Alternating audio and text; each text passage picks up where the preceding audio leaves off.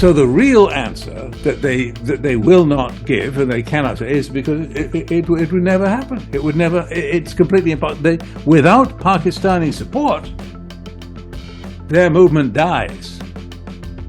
They have depended on Pakistani support from the very beginning, going back to the 1940s, and so it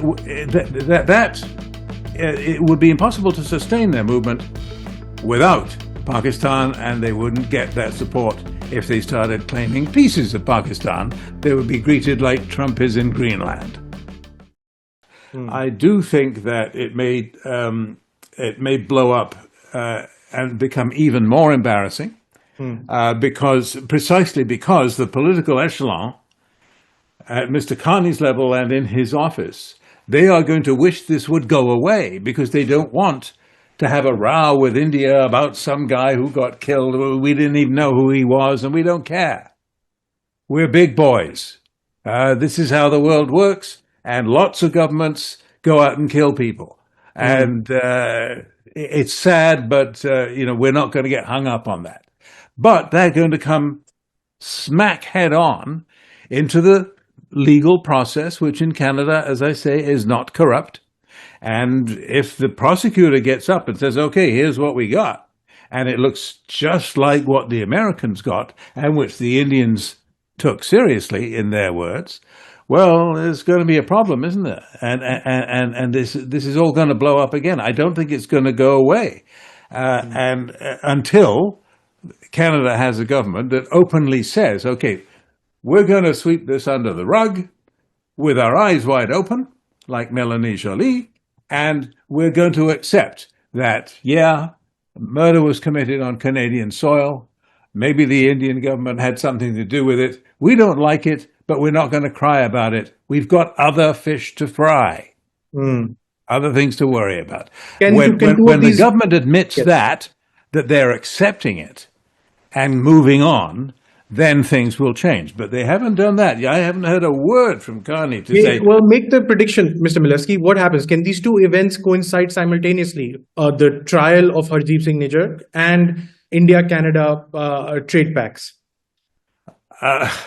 Well, I will take my hat off to... If anyone can do it, probably Narendra Modi is the man. I mean, he's an enormously clever man, and he's also quite ruthless.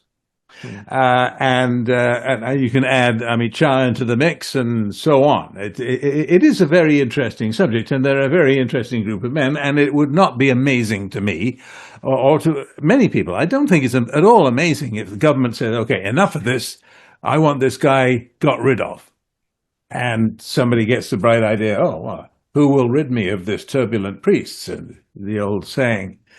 I think that the two things that you described could not happen together without an explosion, without the whole relationship going backwards again. Neither of the present governments want that to happen. They have agreed to let it go. Let's talk about it's much more important to the voting public in both India and Canada to have a healthy economy. Let's build on trade. Let's worry about that. We didn't know this guy Nijjar. The hell with him. They're just not ready to say that out loud, so they're saying it quietly in a room between the two of them. It's extremely bizarre, and I think it's inexplicable. It makes absolutely no sense at all, particularly when there are so many very important historical and cultural sites in Pakistani Punjab, which they don't seem to be interested in. Nankana Sahib is only the birthplace of the founder of the Sikh religion, Guru Nanak. Yes. They're not claiming, and I could go on, there's a whole list of them. And it makes no sense at all. So the real answer that they will not give and they cannot say is because it would never happen. It would never, it's completely impossible. Without Pakistani support, their movement dies. They have depended on Pakistani support from the very beginning, going back to the 1940s. And so it would be impossible to sustain their movement without Pakistan, and they wouldn't get that support if they started claiming pieces of Pakistan. They would be greeted like Trump is in Greenland.